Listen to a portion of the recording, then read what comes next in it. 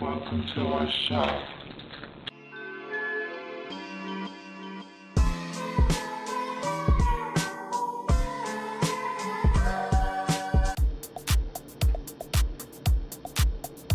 Hi, hello, here we are at the vlog, Clarissa and Francis. We've been in college for a long time. We've gone through a lot of things.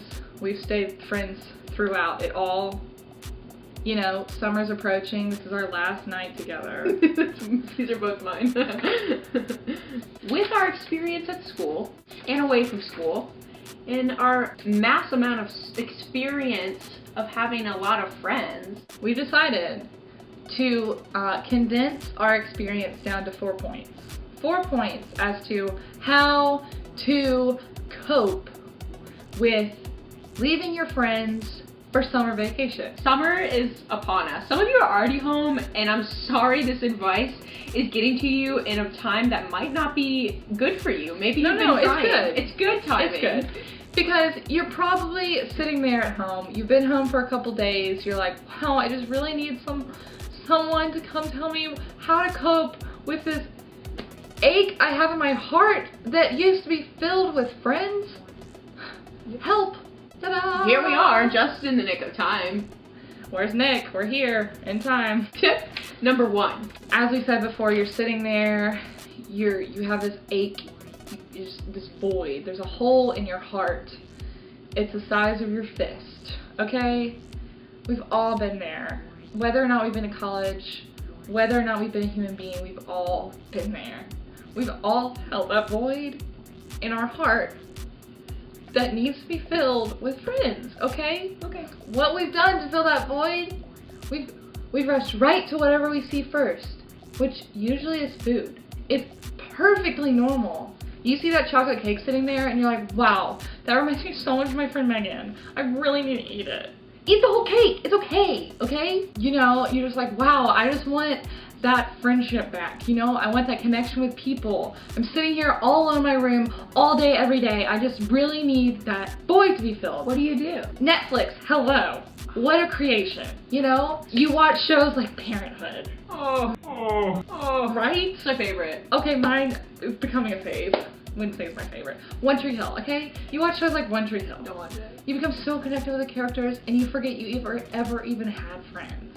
I could go back and watch Parenthood as many times as I wanted to because the Bravermans are all gonna still be there. Okay, tip number 2.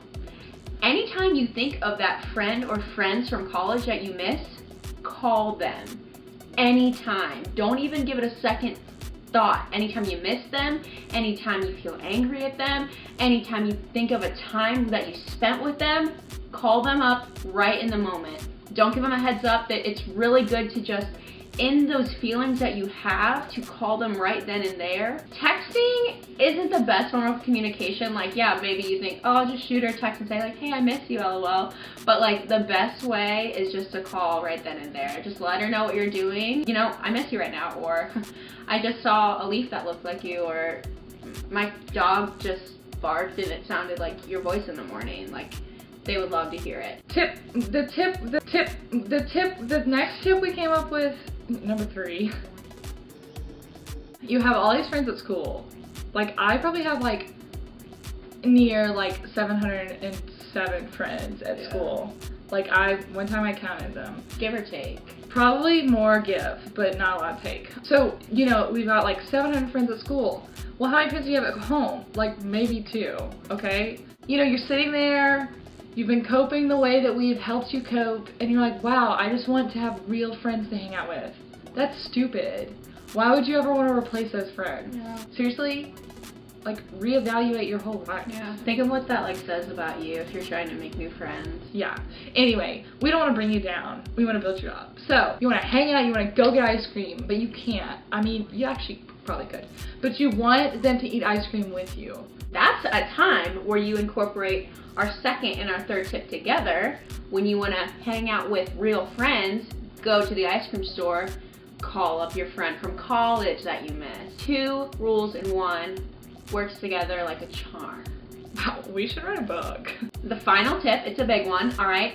what you need to do is you need to think of your college friends, call them up, whatever it takes, cancel all your plans for the summer, and figure out what their plans are. You need to schedule your life to mirror theirs. So you figure out when they wake up, you figure out when they go to sleep. You do that at the same time. You eat your meals at the same time, you snack at the same time, you go to the bathroom at the same time. What you're doing is you're staying connected wherever you are. Your friendship is gonna grow so much stronger that when you come together, it's like you never left because you live the same life. It's really a beautiful thing. It's something just kind of mystical that I can't even explain. Something just kind of mystical that I can't even explain. I've done it before. It's just a beautiful experience. Don't try to, move on and do your own thing. That's just not going to work out for any of us. And we have the authority to give you these 4 tips because, well, we've been there, done that, accomplished it. Remember that you are controlled by your best friend. There's no one out there like the people that you've met at college. Don't try to find any others. The best ones are the ones that you know already. There's no more fish in the sea. People will tell you that there are, but that's really insensitive, and those are the kind of people you need to block out of your life. Just listen to our advice. You'll really go for it in life. Yeah, make the best out of your summer. Take these tips, study them. Listen to them while you go to sleep. Yeah. Wow. Yeah. Wow. Yeah. Wow. So, thanks for watching if you did. And we'll see you next time.